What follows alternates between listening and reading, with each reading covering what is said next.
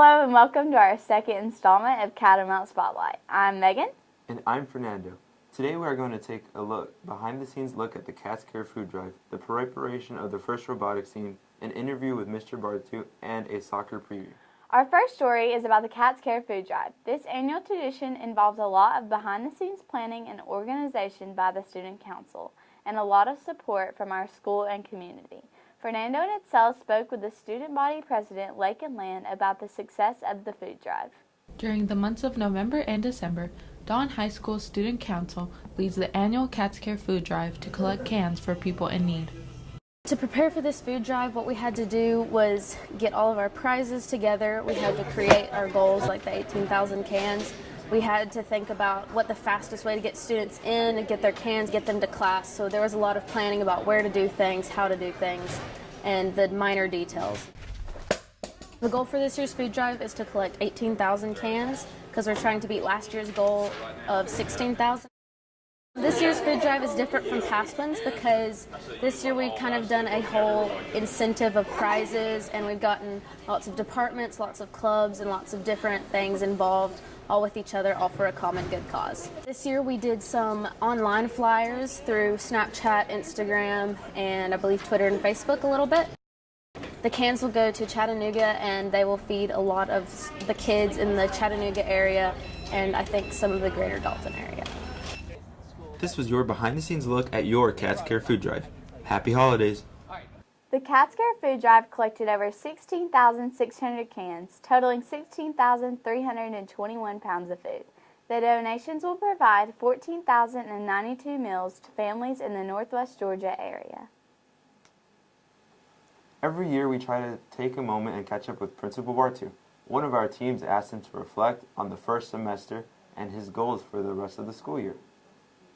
Probably the biggest thing I have seen this semester, particularly when it comes to our students, is a really, really good culture in our building.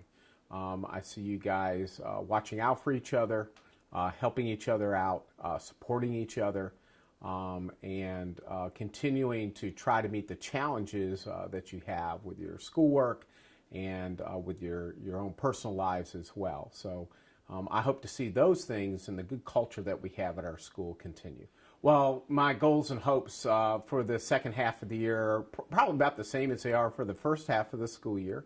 Again, I hope we continue to nurture and foster that really good school culture that we have. That's up to you as a student body to really ensure that that takes place.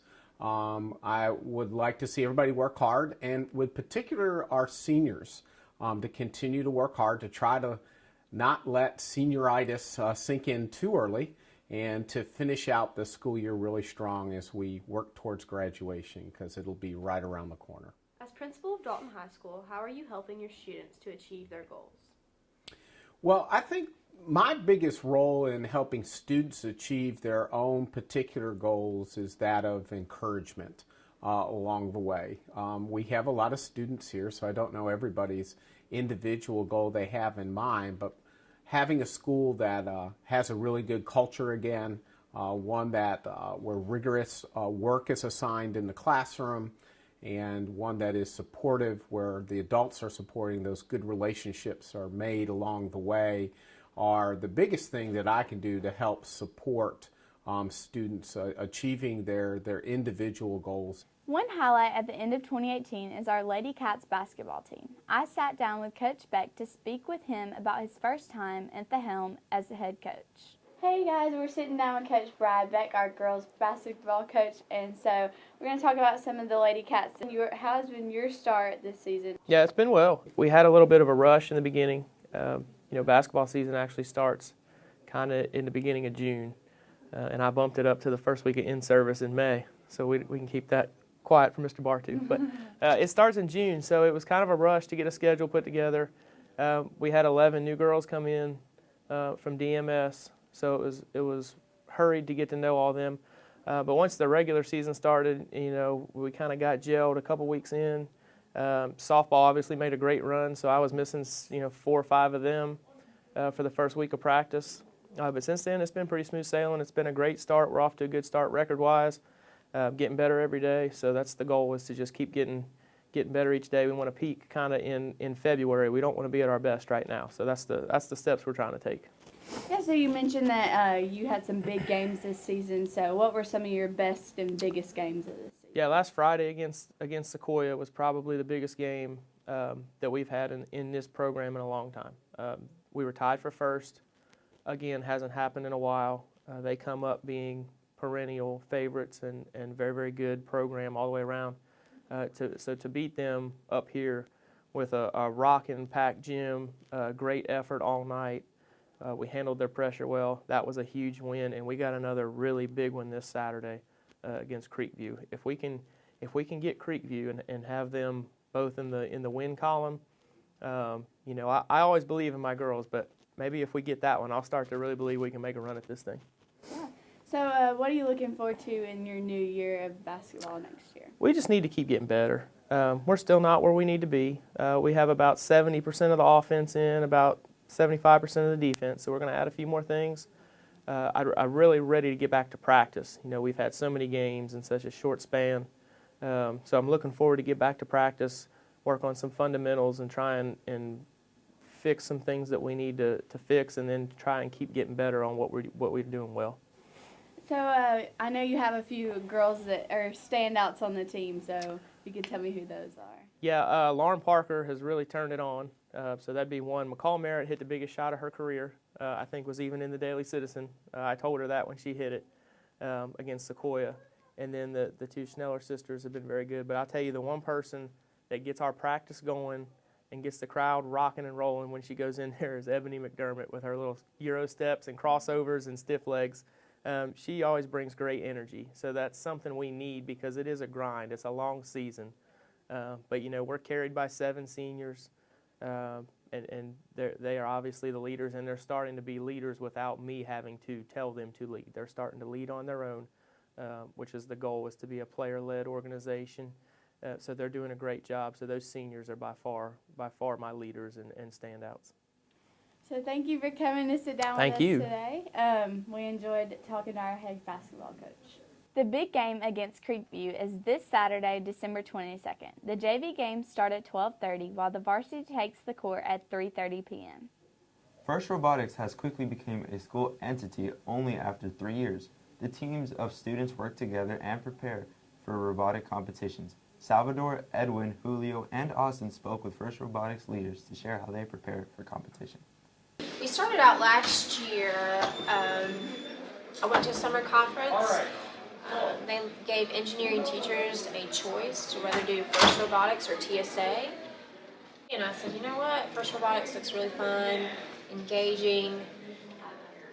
It's all about the kids, and the kids get to choose how they're going to design, how they're going to build, and run their team. So we chose First Robotics. What are the benefits of a student joining First Robotics? So any juniors and seniors in First are able to apply for scholarships through First. And not just that, people are able to learn more about STEM, how to work on robots, and also more than just STEM, there's business team side where people can get funding for our team and advertise and learn how all the business side of robotics works. The mechanical team mostly attracts people who like working with their hands. It's really fun for people who like to get down and dirty and work on it. Hi, my name is Ansh. I'm the business captain for the robotics team here at Dalton High School. A lot of the stuff we do costs a large amount of money, and we don't want to rely on the school for that because the costs for last year were upwards of $30,000. So we get all of our money from sponsorships, from local businesses, to even just individual donations from people within the community. We create business letters and send them out to companies who already have an interest in things like First Robotics. They're already deeply invested in STEM, so when they see kids doing something like this, where they're learning a lot about teamwork, strategizing, building their own robot, they get excited as this is what they want in their company as new employees. So they're willing to sponsor us in the hopes that at some point these students may become employees at their companies. The First Robotics team begins competition in January. Our next story takes us to the soccer field.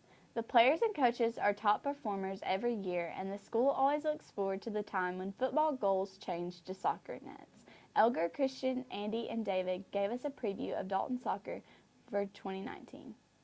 Today, we interviewed the Dalton High School soccer team, who had a record of 16-1-3. We reached out to their coach and key players for this upcoming season to receive feedback on last season and what to expect this season. Hi, my name is Andy Hernandez, and I'm here with the soccer coach. And I have a few questions, and the first question would be, how do you feel going into the season? Well, I'm always optimistic going into the season.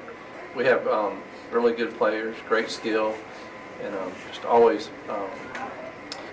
have high expectations on the season, and enthusiastic, looking forward to getting to play soccer.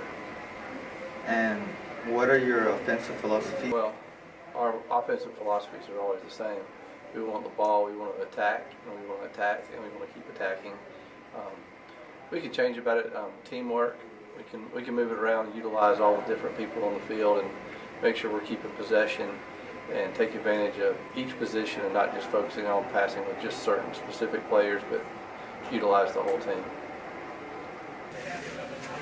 I'm here with Nathan Racone, who scored 28 goals this season. And the first question is, how do you guys think y'all did last season? We did well. We dominated throughout the season eventually. And when it came to playoffs, we choked in PKs, but overall, we did very solid. And what can you improve on individually? Individually, I can improve on anything. I can improve on everything, but mostly I can improve on my weak foot, my finishing, and small aspects of the game. I'm here with Tony Saldana, and how do you guys think y'all did last season? Overall, we had a good season, but obviously our accomplishment was to win state, and we failed to that, so we have lots to improve this year. And what can you improve as a team this season? Well, first of all, I'm glad everybody has stayed on their feet. Everybody's been running. Everybody's been working the whole off season. What will you and the rest of the seniors do to accomplish your goal of winning state? Simply work hard and never give up.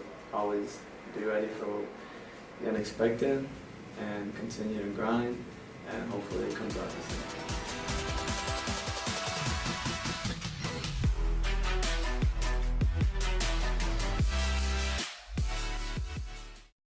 Coach Cheeves is ready for the time when soccer practice can officially begin January 14th. The first game will be in February. Now it's time to have a little holiday fun. The staff and students always look forward to the time off to spend with family and friends. Ruby, Emma, and I asked some of our peers about their favorite holiday traditions. What's your favorite Christmas movie? My favorite Christmas movie is How the Grinch Stole Christmas. The new Grinch movie that just came out. Have a star or an angel on top of your tree? I have a star on top of my Christmas tree. Oh, we have an angel. What do you want for Christmas this year? A new phone. I would like some more clothes. What's a Christmas tradition that you have? The night before Christmas, like Christmas Eve, we open a present. Christmas tradition that I normally do is I always count, I think this is normal for everybody, like count down the days, but not only that, for every day that goes by, like I try to do something like in kindness, like I try to do something like whether it's to give or to say something or to motivate others, but it's just something that I always do. Santa Claus or Saint Nick? Santa Claus. Santa Claus. What's your favorite reindeer? Rudolph. My favorite reindeer, like the traditional one, Rudolph, the red-nosed reindeer. Thank you for watching the Catamount Spotlight. We hope your holidays are filled with cheer. We are excited about the new year and all the possibilities. Happy holidays.